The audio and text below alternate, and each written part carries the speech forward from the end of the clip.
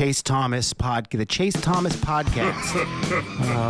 My nephew needs me to record. See, I already hate it. I hate it.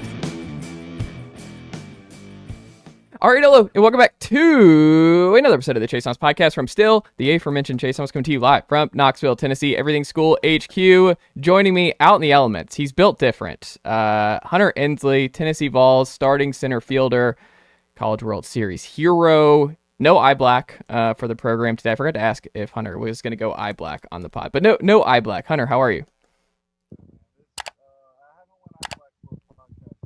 Oh, you're muted, I think. What about now? Oh, you're there now. Yes. Perfect. Good to see you. I guess I could start, throwing some eye black on for podcasts, kind of make it my signature stamp. You could. How many people just associated you with the eye black? Like that was a big part of the College World Series for you. Yeah, I think that's kind of the first recognition every time, I walk by someone, they're like, oh, that's the guy that left eye black on the wall. Well, to start there, man, I mean, now that it's kind of crazy that you go through this run where you're obviously playing in the games, I'm writing and podcasting about it and sitting there every night, and baseball season, it just keeps going. And when you're the best baseball program in the country over the last 4 years, it keeps going into the summer, and you're like, man, this has been a long run here. And then you look over and it's like, wow, it's been 6 months since Tennessee won the national title. Does it feel like 6 months for you? I don't know. That's kind of a tough one. It really feels like, I don't know. It's kind of tough to put into words just because when you go so long and deep into the season, Omaha's pretty much the end of June. And, coming back to school for the fall, you kind of start up early August. So you really get that month in between. Half the guys go play, summer ball or something. But for me, it was really, I only had like a month to kind of hang out and enjoy it. But, next thing you know, you got all the freshmen coming in, transfers coming in, new guys coming in. You kind of got to get ready for the year. So I don't know. I'd say it feels pretty soon, like a couple months ago, but it doesn't feel like 6. Yeah. I mean, when you got back, did it hit you like at the parade? Did it hit you instantaneously? When did it actually hit you that, oh, we actually just won the whole thing? Yeah. For me, I would say it was kind of the night after we won the thing, or the night of. Obviously, we were out celebrating, and there was kind of a little bar and grill right behind the scoreboard that says Charles Schwab Field in Omaha. And we were kind of all up on the upper deck, just kind of looking at it. And pretty awesome moment. That was the same place we were at the year before when we got put out. But I would say that night for sure, hanging out with family and friends and all kinds of fans everywhere, that was definitely the night that it set in. And then I think all of us had a little bit of a headache during the parade the day after. I love that. I mean, when we go to the wall moment, like I went back and watched here before we got started, because I was like, one of the things that jumped out to me was the sound of the collision against the wall. And it was like a lightning strike. Was it deafening when you ran into the wall, or was it just, it came across louder on television, or was it just kind of jarring, that sound you heard? I don't remember hearing the sound at all during the play. I don't know. That was kind of just an adrenaline thing, kind of right in the middle of the game. And you don't really think about hitting the wall. It's kind of just making a catch. But I knew it was kind of starting to blow up a little bit when we got back from the game. And Burke was my roommate, and he was watching the video, and he was like, dude, like, you hit that wall hard. It's loud. Yeah. I think they had some microphones in the wall, but I'm not sure if I hit a microphone or if I was far away, but it definitely sounds loud, watching it back. But no, I don't remember hearing it, during the play. Does there, like, what's going through your mind there where you're like, I think that's just got to be so difficult because, like you said, you got to be kind of clear-headed, but you do know a wall's coming. You do know that you're going to try and bring this in. It was in the second inning. It's UNC. I mean, how hard is it to kind of juggle where the wall is, making sure you can track? Do you need to get up and make sure you time a jump if you're going to try and rob a home run? How many things are just running through your mind in that moment? Yeah, a lot of it kind of comes in with, the practices before the games, and that can go for any place you travel. I think turf's definitely the toughest one because you can't really Mm. feel the difference between grass and, the gravel. Mm-hmm. But definitely in Omaha, you kind of get your steps and kind of feel how many steps you're going to take until you hit the wall. But that was one of those quirky plays where it was just like you're either going to bail out on it and play it, one hop off the wall or play it off the wall, or you just don't care and you're just going to Yeah. try and catch it and run into it. And for me, kind of the player I am, that's kind of how I feel like I'm decent around the wall is, I don't really care to run into the wall. And I definitely don't want to look like a fool being soft pulling up on one. Do you think that's your football background that came out in that moment? Yeah, it can be my football background, and then obviously, how I was brought up, just trying to be the tough guy, kind of not really caring too much. I think that's kind of my mindset is not caring too much. The worst thing that could have happened is if I hit the wall, drop the ball, get it back in. Maybe the kid's standing on third, but for me, also the risk reward. You can either catch it, get an out, or play it off the wall, and the kid's standing on second. Yeah. Being there multiple years in a row, because it's such a different park than obviously LNS or anywhere else you're playing, was that advantageous for you this summer where you're like, I have a good feel already for Omaha and what kind of park we're dealing with? Did you feel like you had an upper hand at that point? Yeah, I think Omaha to me, it kind of reminds me of Hoover a little bit. I think the biggest advantage is having experience there. Mm. I think what hurts teams, more than anything is kind of getting caught up in everything going on around you, it's just really a big party out there. And you either get caught up in that and, spotlight's on you and you're trying to take all that in. But, for us last year, it was, how fast can we get over all this and get prepared for game one? And I think that's what helped us the most. I was talking to Charlie about this week, and I wanted to get your perspective on this too, Hunter. I mean, I've written about this, and I've thought about this a lot from 23 to 24 about, and my theory on this is that 24 doesn't happen without 23. Is that kind of how it felt for you, where you had to go through that adversity in 23 and fight through it, where you're preseason number 2? It's hard out of the gate here in Arizona. You battle back. You have to deal with the Southern Miss mess. You still make the College World Series. You find a way. It was just the team that found a way to get through some adversity after being number 1 in the country in 22. That kind of it feels like that kind of set you up for 24 to really break through of like, hey, you kind of got punched in the mouth a little bit in 23, but it kind of set you up of like, hey, here's what can happen if we don't take care of business and do what we did in 22. Is that how it feels? Does that make sense? Yeah, no, I think kind of goes off both. 24 definitely had something to do with the 23 team and the 22 team because the older guys experienced, the 22 loss to Notre Dame, 23, slow start we had. And even Omaha for me and the other guys, we thought that team was good enough to make a little deeper run than we did in Omaha. And even when we go back to that, I'm pretty sure I left 5 runs left on base against LSU in game 3. And that was kind of something that stuck with me. And, my goal the whole year was get back to Omaha and, get back on that field and, get ready to play. But, yeah, no, I definitely think 22 and 23 had a big part of that. Just the older guys being able to navigate, the whole season, the postseason, and then pretty much everyone that played on last year's team, besides 1 or 2 position players anyway, had already experienced it the year before and experienced the crowd. So for us, it was, let's just get back and be ready to actually compete and play this time. I like it. How's fall ball gone for you now that we're here in mid-December, Hunter, and January and February will be here before you know it with all kinds of competition, a lot of new faces that you kind of alluded to. But how did it go for you? How are you feeling going into December? Yeah, fall ball was good.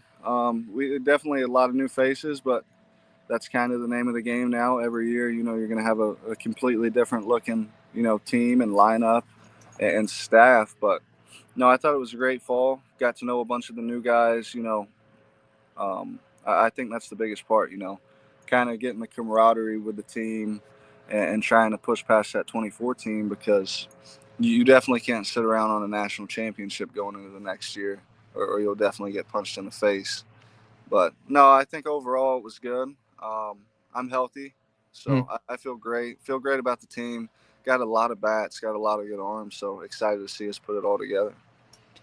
Has there been anything in particular that you focused on that, because like this year in particular, you're like, okay, I had a really good year, kind of just a breakthrough year at the plate for you in 24. Is there anything else you'd like to expand on to get better at? Is there something in particular, or is it just more of a combination of things? Kind of just a little bit of everything. For me, I started off pretty slow last year, Hmm. really the week 7 of Florida. But kind of just trying to carry the end of the year over from last year in the fall. I had a good fall, so just trying to carry that over to the spring, carry that confidence over there with me. And the biggest thing for me is keeping the body healthy and trying to get at a good playing weight right now. Is there a home run total that you'd like to hit? Is there a number that Hunter Ensley wants to hit in 25?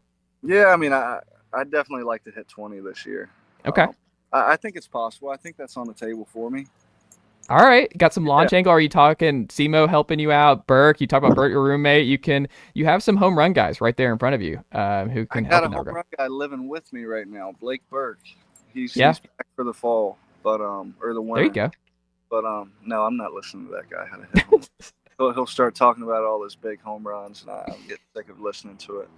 But no, I'm not really working on home runs or anything. Kind of Mm. just for me, it's hunting the zones that I hit well and the zones that I do damage in. And I think for me, if I do that early in the count, I'll be able to have a little more success and probably leave the yard a few more times. What will you miss most about the 24 team? Have you thought about that at all? Like what you're just gonna miss about that national title team and being Yeah, around those guys? I think the team just all together, I could probably bring up 365 different nights with that team. That we were always doing something. Hmm. But I think just how that team showed up and competed every day, and for me, it was having confidence in every single guy in the lineup and even off the bench.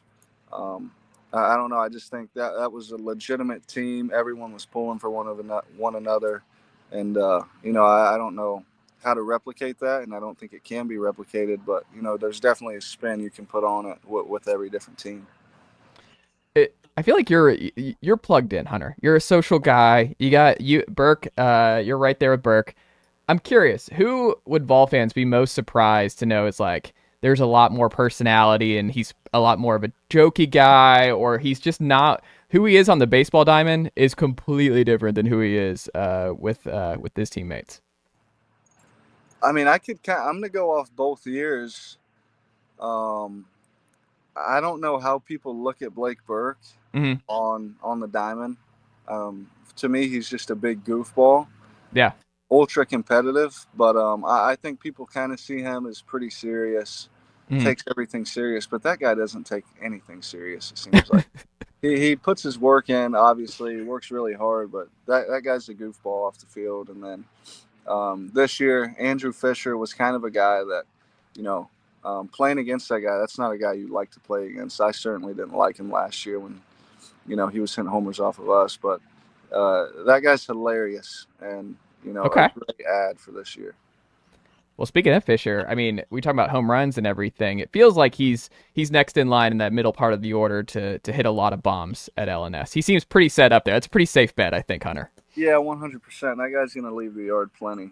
He did it a lot this fall, and that guy might have the most confidence I've ever been around, walking up to the plate. More than Simo, more than Burt, like most amount of confidence of anyone you've been with the Vols. That might be the guy that's got the most confidence in himself. Right there with Simo, Burt, Gilbert, Jordan Beck. You know, he's a little more in your face, so that's might be why I think that. But that kid's confident, and when he goes up to the plate, just his body language and his composure, he could do damage at any point in time. It feels like you kind of were like, even facing last year, like he feels like he could fit with us. Like if it ever came down the pike, like Andrew Fisher would fit in Vols Orange. Oh, 100%. And I think that's kind of why I didn't like him too much last year. But no, he's an awesome guy. We're good friends now. It's good to have him on our side. That's awesome. So who are some new faces that have impressed you outside of Andrew Fisher that have come in here? Who's jumped out the page to you this fall? Yeah, I mean, I think for me, one that pops up to my mind immediately is Jay Abernathy. He's a freshman, so many tools, and he's mature beyond his years. He's just a youngster, but you would think this guy was in the SEC for a few years now.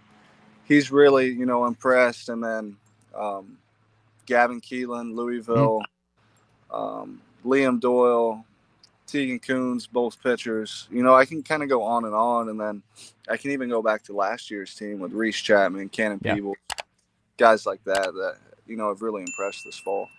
Who does Abernathy remind you of? I don't know. To me, and I don't want to, put him up here with Enrique Bradfield Jr., but, I think the kid, he's that talented, and he's got that kind of speed. He's throws extremely well from the outfield, and, the kid can really hit. He's got pop in his bat too. So, obviously I'm not going to say he's Enrique because Enrique is one of a kind, but this kid's going to be special. I love that.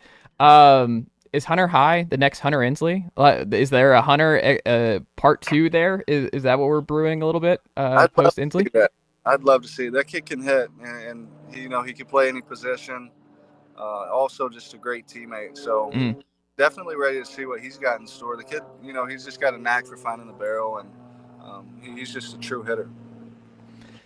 Is there, because now that it felt kind of like you were a vet last year on last year's squad and you've been through a lot with this team, but now you're back. A lot of there's going to be some new faces, especially at the top of the order.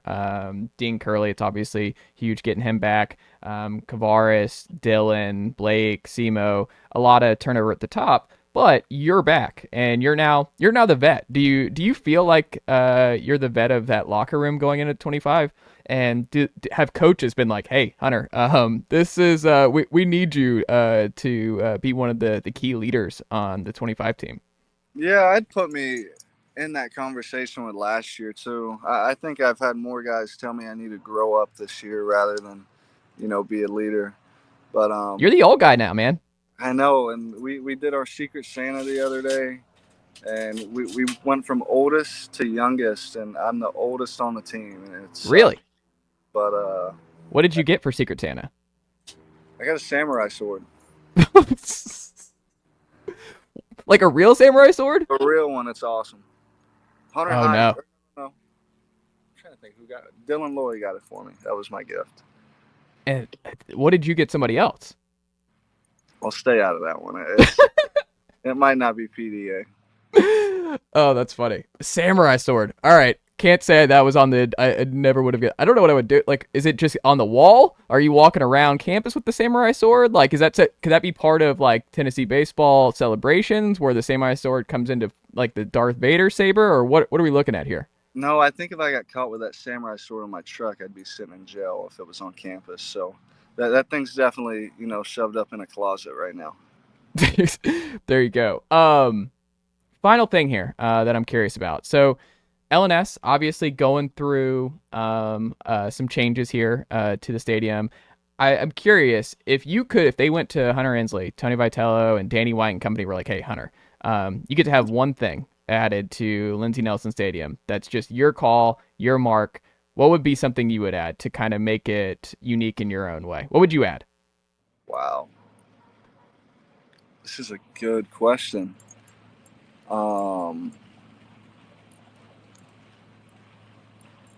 I would, for me, right now, I would open something up, kind of players only, and do we play so much baseball in the locker room, it's not even funny. Huh. With like tape balls and sticks and whatever. We just find a way, throwing hacky sacks. I would do a little tiny, I would definitely put a little indoor field in. You put a what in? Like a tiny little indoor wiffle ball field. Okay. Yeah. We break too many TVs in there, so we just need a nice little indoor field for us to, play baseball, even though we play it plenty. I was gonna say we're just adding more baseball here. Is wiffle ball more fun? Is it more competitive in the locker room with that than actually out on the field? It can get more competitive for sure because if you swing by the locker room and we're playing wiffle ball, you might see me on the mound. And you might see a guy like Liam Doyle in the box. So it's kind of a good way to get the roles reversed. So V would never allow that on the actual field. But, he's not a baseball player, and he's not, part of the players group, and he's not in our locker room. So we kind of do whatever we want in there.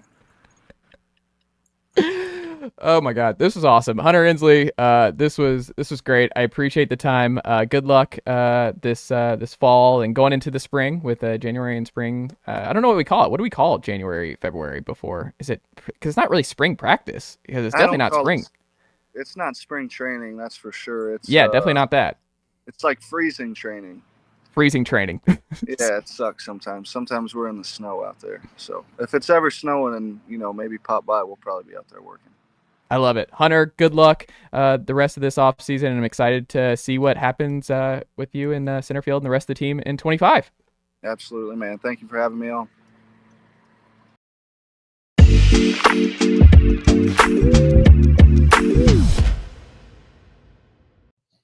All right, hello, and welcome back to another episode of the Chase Thomas Podcast, where I'm still the aforementioned Chase Thomas, coming to you live from Knoxville, Tennessee, Everything School HQ. Joining me at this time, VolReport.com's own Ryan Sylvia. Ryan, good evening, sir. How are you? I'm doing good. We were just talking before the show. Since 5 a.m. It's late night here in Knoxville, but we're back in business, ready for some basketball on Saturday, and then some big football coming up next Saturday. Absolutely. And I'm glad we don't have to bounce between the two, the double duty of men's hoops and Vol football, because those are long days, man. Yeah, it'll be a double duty for me with the women's game. And then men's later in the afternoon. But I mean, you can't complain too much. Both teams undefeated, both teams in the top 25, number one team in the country for the men. So it's at least very entertaining basketball, even though it'll be a long day. Very entertaining, for sure. So you mentioned the Vols. They beat Miami. It feels like forever ago. What was that, Tuesday night? Now in Madison Square Garden. They finished 4-0 against the ACC champs, Tennessee Volunteers here. But if they get through this game on Saturday against Illinois in Champaign, I think they're in good shape to be undefeated going into conference play in January. So we'll see how things ultimately unfold on Saturday. But what did you make of Tennessee's win over Miami, and maybe the most impressive part of it? Yeah, I mean, first of all, it is insane that they are 4-0 in ACC play right now. I mean, there's going to be some sort of semi-viral tweet, or at least a Vol Twitter viral tweet after the season of Tennessee won more ACC games in like these three schools who struggle in ACC play or something like that, which I can't wait for. But I thought it was another very impressive win for Tennessee. They got I don't know how sketchy it got. Like, it always felt like Tennessee was going to win that game, even when Miami kept cutting into that lead and making it closer and closer. But you saw on one hand just how good they can be when they're holding a Miami offense that's actually pretty good. I think going into the game, they were top 25 in Ken Palm and just offensive efficiency. And they hold Miami off the board for the final 7 minutes and 57 seconds of the first half. So you saw just how good they can be in that stretch. And then you saw in the second half what happens if there are mental lapses, and what happens if they're not kind of fully focused for 40 minutes, because that's what it kind of looked like from a perspective just watching the game. Like, it looked like they just kind of were mailing it in, and Miami is a good enough team that you can't do that to. And so they made their comeback. Tennessee responded. And at the end of the day, we're sitting here on December 12th, December 13th, going into this Saturday, and Tennessee's yet to play in a game that they haven't won by double-digit points. So that just kind of shows you the dominance that they're playing with right now.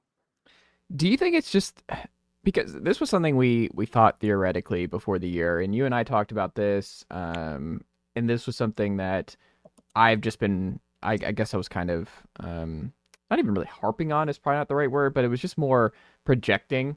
Was I thought Tennessee's offense was going to be better than last year. And I think a lot of people looked at Dalton Knecht and like, how do you get better after losing a player like Dalton Knecht in the wing? But part of it was just what Tennessee did in the portal just screamed to me that this was going to be a high 3-point shooting team. Like, they were going to shoot more threes than they probably ever have in the Rick Barnes era. And they're shooting a lot of threes, but it's not like a crazy amount more. Like, Dalton Knecht was getting up a lot. He was at like 6.5 last year. What's happening, though, to me, and I wonder if you share the sentiment, I think the reason the offense right now, as of this recording, they're a top 10 offense in Kimpom, is their trio of backcourt of Jordan Gainey, who is shooting 37% from three and getting up nearly 4 a game. So that's huge when he was at 29% last year. And then you have Chaz Lanier, who's getting up over 8 threes a game and shooting them at nearly 50%. I'm going to go ahead and say it's not going to stay up to a 50%, but I think it's going to be in the 40s. Like, I think Chaz Lanier is a good enough shooter where he's going to be, if he's taking 8 threes a game, I'm going to say 3 to 4 every night is probably a good bet for Chaz Lanier. And then you also have Zakai, who he's still getting threes up. They're not really falling right now at 32%. But what he is doing is he leads the conference in assists. He's averaging 8 assists, and he's finding all these shooters. So the way that they surrounded Zakai in this final year and just the elite passer that he is, just a bunch of shooters and then a rim running 5 in Akpara, I think there was a lot of reason for optimism about what this offense could be. It was just like, well, we got to see it with Barnes. We got to see an elite, efficient offense before we really, really dial in. And I just think that's what's happening. And to me, it starts with the guards, because I think that trio has just set the tone for Tennessee. And I think the efficiency is, I lean towards it staying. Like, I don't know if they're going to finish top 10, but I think they're going to be in that 10 to 20 range for the remainder of the season if they stay healthy. Yeah, and I think if you stay in that kind of like top 15 range with the defense that Tennessee has, that's ranked number 2 right now, but has the potential to be a number 1 defense in the country, that's going to mean you're a really good team. Like, that means you're an actual championship contender. That means you're a real threat to repeat as SEC champions. And that's, I mean, you just have to put yourself in that position, and then you see what happens once March comes around. I think the guards play a big role in it, right? I think you're right with that. I think Igor Milicic has also been a really big piece to kind of get this offense going. There's been times where Chaz kind of goes through lulls, and maybe it's not even that he's missing shots. It's just he's not really getting his looks. And that's something I think will change as the season goes on too, with the kind of what we saw against Miami, where, hey, Miami's cutting into this lead. Chaz, you need to step up and you need to start, really finding your spots and putting up more shots. And that's what we saw and what ended up working for Tennessee. But in those stretches where Chaz wasn't getting a lot of shots up, that's when we've seen Igor step up, I think, and hit some really timely shots. He's been a good 3-point shooter. He's shooting 33.3% from 3. And I think he's a better shooter than that. And that's one of those averages that'll probably end up going up a little bit maybe. But even if he can stick around maybe that 35 to 40 mark, I think you take that as well. But he's also been really good driving, and he's been really good at crashing the glass and getting second chance looks and doing everything that you could ask a mobile 6'10" forward to do. So I think maybe it starts with the guards, but it kind of finishes in the post. And that's Igor. That's Felix. He didn't have the best game against Miami, but he's still a big threat in the paint. And then Cade Phillips too, who's just an absolute monster in the dunk spot. Like him and Zakai, we talked all offseason about Zakai and Felix and that lob connection. And what we've seen so far is, yeah, that's a threat, but oh my God, when he's putting the ball up at the top of the backboard and Cade's going up and getting it, that's been incredible too, and good for like 4 to 6 points a game. So I think, yeah, it starts at the guard position, but what is really putting it over maybe that top 10 spot right now is that you're getting it from some forwards as well. Yeah, and I think with Igor, so you never know what you're going to get in the portal. You can like some of these guys, but Tennessee goes 2 for 2 there, really. Like, I think that's one of the, like, they had a crown jewel in Dalton Connect, but that was it. Like, this year, you have multiple high octane transfer portals where you won. Like, you don't really know, but like, you're putting where the interesting thing to me about Tennessee in particular right now is they don't play at all like a team that's starting 3 transfers here in their first year. Like, they are all very, very comfortable with their role. And it feels like Akpara, Igor, and Chaz have been a part of this team for years. Like, I think, and that's a testament to what Barnes and his staff put together. But to me, that's what jumps out is like, this team knows exactly who they are. Everybody knows their role. Everyone knows their identity. Like, there is no question about who needs to be doing what to make this thing hum efficiently. And it feels like last year's team in that sense where it was, they brought back so much from the year before heading into last year, and you could tell immediately that they were starting to click. It feels like this is like a team that's continuing to bring pieces back, and they are, like, that's true, but it is a lot of newcomers and even young, like Cade Phillips sure, he was on the team last year, but he didn't play a lot last year, Yeah. and he's fitting in and just kind of been a seamless transition. I'm interested with Darlington Dubar too, because they had the 3 guys that were absolute home runs in the transfer portal so far. Chasnier, obviously a great scorer. Igor Milicic doing everything you want to do. Felix, somehow Tennessee seems like they may have upgraded at center after losing both of their centers from last year. They might be better off in that spot right now. What's Darlington going to do right now? Still day-to-day in concussion protocol. He's looked good in the little bit of spurts he's had, and that's been a good sign because he was away from some basketball activity, obviously, with personal reasons, and that's a tough thing for anyone to go through and then just jump right back into basketball. But he showed some really positive things in his appearances, so I'm curious to see what he looks like too once he does kind of get back to the court and really gets fully into the swing of things. Can he be someone that kind of contributes a decent amount to this lineup? Because obviously you're missing Darlington Dubar last game. You're missing Cam Carr. You're missing JP Estrella. And JP is going to be out for the year, and Cam's going to be out for a couple more weeks.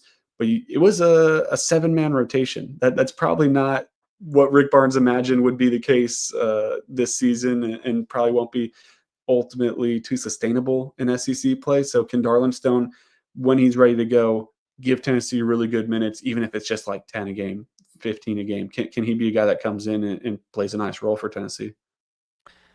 What potential problems do you think Illinois might present for Tennessee? What I've been curious about is how are they going to guard the post? I'm definitely going to say his name wrong. Tomislav Ivasic, maybe. I should have looked it up before we started. That felt good off the tongue. We'll go with it. He's been really good for Illinois, though. He's a sophomore, but he stands at 7'1". He's averaging over 15 points a game for them right now. He can extend the court too. Like, he can shoot the ball. So he's the type of center in this age of college basketball that's just so tough to defend and can be such a matchup issue. I think Felix is built to guard a guy like that. But what happens if he gets in foul trouble? What happens if he needs to catch his breath? Without JP Estrella, how are they going to respond to a guy with that much size and who's that athletic, with guys like Igor Milicic and Cade Phillips? Now, both of those guys have reasonable height at 6'10" and 6'9", but they're power forwards. And in this day in basketball, like, you can get away with that. But when you're playing a guy that's over 7 feet tall and can really kind of bang it in the post like that, is that going to be an issue for Tennessee? Is that going to be something they're going to have to worry about going forward when they do play elite centers? I think we'll start to maybe get a sense of that this time around with how they do defend him without Felix on the floor. Who was it? Kofi Cockburn? Illinois had a couple, or Cockburn? Yeah. What was it? Yeah, he was phenomenal. Probably, it feels like he was there last year. It's probably been like 2 or 3 years now. Right, and Illinois just knows. Coach Underwood knows what to do with those kind of bigs, like those gigantic bigs that no one really has an answer for, and nobody knows what to do with. Yeah, that's kind of Big Ten basketball a little bit, though. I mean, you look at Zach Edey, obviously at Purdue, and then Felix talked about it a couple weeks ago when they went to play Syracuse, and Syracuse had a Lampkin. I believe he's from Ohio. No, I forget where he's from, but that was someone that Felix would ask about, and he was like, "Well, I play in the Big Ten. Like, we were going up against huge centers and big guys that, somehow Felix at what, like 6'11" was giving up height and like 20, 30 pounds too. So it's just kind of Big Ten basketball a little bit. I wonder how they play it too, because this feels like a bit of Felix bounce back game, because I just think the Miami matchup just wasn't great for Felix, and I think that's just going to be the case all year long. It's just some matchups are going to be good for him, and he's going to be really a vital piece inside, and others it's just he's not going to be asked to do the same stuff week in, week out. But I do wonder, like, how you can serve him in this spot. Like, you don't like banging down low with the Illinois style. It's like Felix is just so important to keep healthy and to keep right. Like, I do wonder how Barnes manages Felix in what should be a pretty physical game on Saturday. And I think foul trouble could be a big thing too. He hasn't been in much foul trouble this year. He's been pretty good about being physical. Igor, though. Igor is where the foul troubles started to rear its head, and kind of that. It's not the Tobe Awaka level that it was last year, where it was like he was starting every game with 2 or 3 fouls. But he's been the one that's kind of dealt with that. Which as much as Igor is important to this team, if you had to pick one, I think you'd probably pick Igor just because of what Felix gives you on the defensive end, that you can't get like a replication of that from really anyone else on the team. So that's a positive, I think, that Felix hasn't been in foul trouble. Like that's a really big deal. But he hasn't been tested to the fullest extent that he will be once SEC play rolls around and once they get into the thick of things in March and you're playing some of those top post players in the country. So it'll be really important for him to continue that. It's such a tough tightrope to kind of walk onto where you're physical, you're playing defense at the level Rick Barnes wants you to, but you're not getting foul calls. And some of that just depends on the officiating crew on some nights. Like some nights the whistle's just a little bit more frequent, and that can kind of kill your game plan. So it's going to be case by case, like you said, just with the matchups and who he goes up against. But this is definitely a game that he could kind of build a lot of momentum with, even if it's not like a big scoring night or something, and maybe one that if you check the box score, it doesn't jump out. It could still be like a really positive game for him. Is there anything? I mean, we're just kind of taking Zakai for granted. I mean, when you're looking at his shots and they aren't falling, like, what do you think of his shot selection thus far? It's tough because, like, you want to just be like, hey, you're shooting a lot of threes, and he's hitting them at a reasonable stroke, but it's not at an elite level. So it's like, all right, we'll get to the rim more, and then you remember that he's listed at 5'9", and I'm not even sure if he is 5'9", like if we're being realistic. So yeah.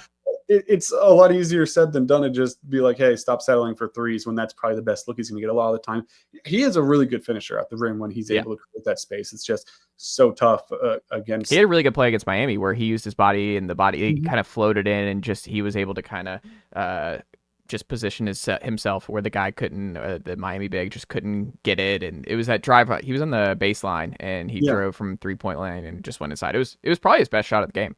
And he's really good in those spots. I feel like his wingspan obviously isn't like 7 feet long, but it's positive, and it's enough that if he kind of gets his body into a big, he can flip it over with just kind of that full extension arm almost. So it's in his bag, don't get me wrong, but it's definitely a lot easier for him to get off threes than to go in amongst the trees down there. So I'm not like overly concerned about the shot selection, I guess.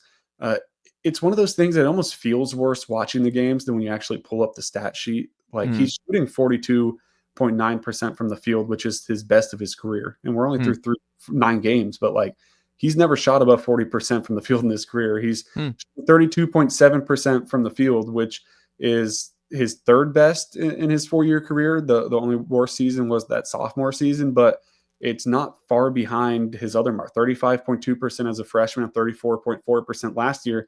And then with that added boost of going from 6.1 assists, which is really good, to 8 assists a game, I mean, he's playing really good basketball. And it does feel almost like fans, media, just everyone kind of watching takes it for granted a little bit at this point because he's been there for what feels like 8 years now, just because he was such a big part of the team as a first-year player. But man, I mean, if you listen to what Rick Barnes said about him after the game and just all the things that like Rick said, I wouldn't trade him for anyone. We're so happy he's here and things like that. It speaks volumes about him. You can tell that Zakai is one of the favorite players Rick Barnes has ever coached, if not his favorite players ever coached, just because he does everything exactly like Rick Barnes wants it. Starts in the defensive end and is really smart on the offensive end. But talking to Larinaga, the Miami coach, after the game too, asked him about Chaz Lanier. I thought his kind of answer on that, but bringing in Zakai Zeigler was really interesting and insightful, where he talked about how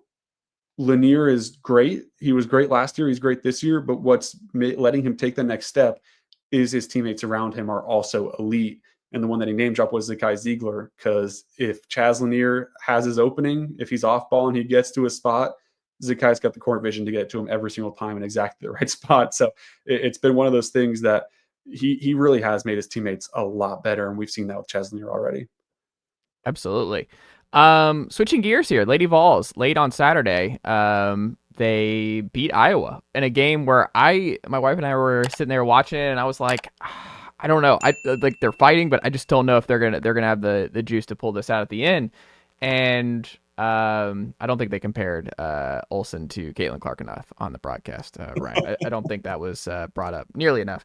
But Talacia Cooper just said, "All right, I'm taking over this game, and I'm going to win this game for the Lady Vols." I mean, what did you see from Cooper and what the Lady Vols were able to do to close that game out? Because I thought that was just a really, really impressive, important win for Kim Caldwell. Easily the most important win thus far in her young Lady Vols career. But I was I came away very impressed at what they did to close a really good Iowa team still, even without Caitlin Clark. Yeah, it was really impressive. When the Florida State game was really impressive that they were able to build a big lead like they did, and then after kind of letting it slip, close it out in a really strong way. But to see them do it again on a neutral floor, the first time they've played away from Food City Center, Thompson Bowling Arena, under Kim Caldwell, against a ranked Iowa team that as you mentioned, is not as good as they were last year, but still like a valid top 25 team, was really impressive. And a lot of it does go back to Talasia Cooper and what she's been able to do for Tennessee on both sides of the floor. Before the season, she told me she wanted to be SEC Defensive Player of the Year. It's tough for guards to win it. We obviously just saw Zakai do it with the men's, but it's usually a kind of a center post position that's racking up a bunch of blocks. I mean, man, it's going to be tough to not have Talasia Cooper in that conversation. She's averaging just a shade under 3 steals a game. She's averaging over a block a game. So the counting stats are going to check out.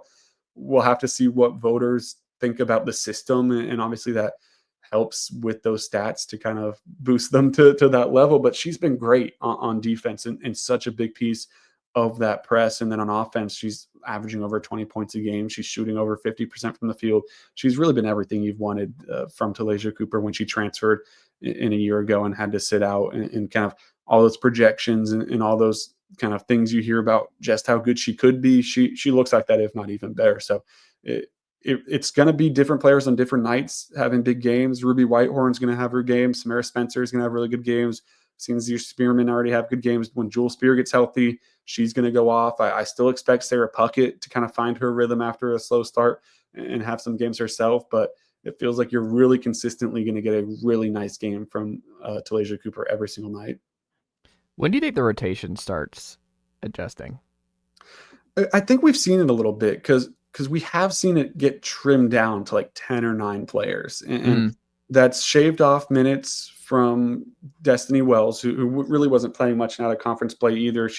It just kind of looks like she's still recovering from that injury. It looks like she just kind of never was able to get back to 100%. But we've also seen Avery Strickland and Favor Iodele kind of get their minutes shaved a little bit. And I'm not sure. I don't think either of them played in that last 2 games. Maybe yeah, I don't think so. Outside of maybe like 30 seconds here or there. So that puts us at that kind of 10-minute or 10-man rotation where Jillian Hollingshed's kind of bringing up the rear of that at just over 10 minutes a game. And I think that's probably where Kim's comfortable with in these big time matchups. Like 10 to 11 players is what she talked about before the year as what the lineup usually looks like. If you look at the fourth quarter of that game, though, against Iowa, I think she went to like 7 players, like Talasia Cooper and Ruby Whitehorn and like they played a lot of minutes without coming off the floor, which kind of I think gives us an insight of what that's going to look like in close games down the stretch. Even though they're going to be gassed, even though the system is still going to be subbing and giving them chances to catch their breath, it's still a system that, because it's basketball, you have to have your best 5 on the floor for the majority of the game. And that's going to be down the stretch. That's going to be those big moments.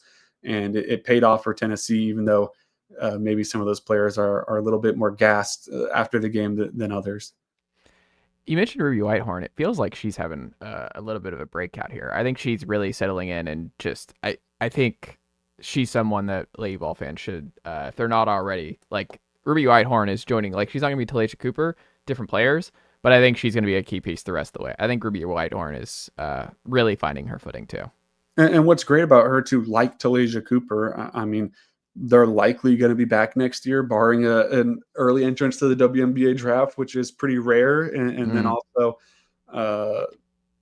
barring a transfer, which I would also be surprised both of them fit the system really well and seem to be really enjoying it. So you theoretically have both of those players back next year, along with a lot of other players on this team. It's a young team in that sense, where there's a lot of players that are going to be eligible to return for another year. You lose Sarah Puckett, you lose Jewel Spear, you'll lose Tess Darby, but pretty much everyone else it has an opportunity to come back off the top of my head.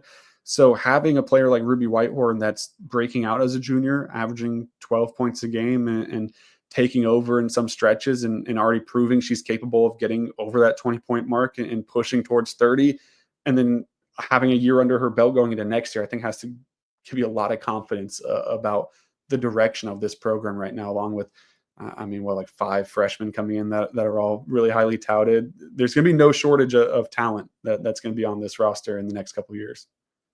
Absolutely. Final thing here before we get out. How do you think the Lady Vols fare this weekend? Do you think they also take care of business?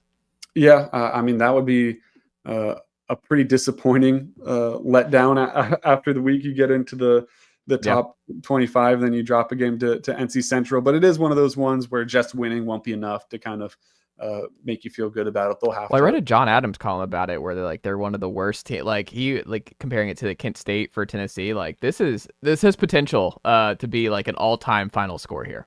0-11 North Carolina Central Eagles coming into Knoxville to play 7-0, number 19 in the country, Tennessee Lady Volunteers.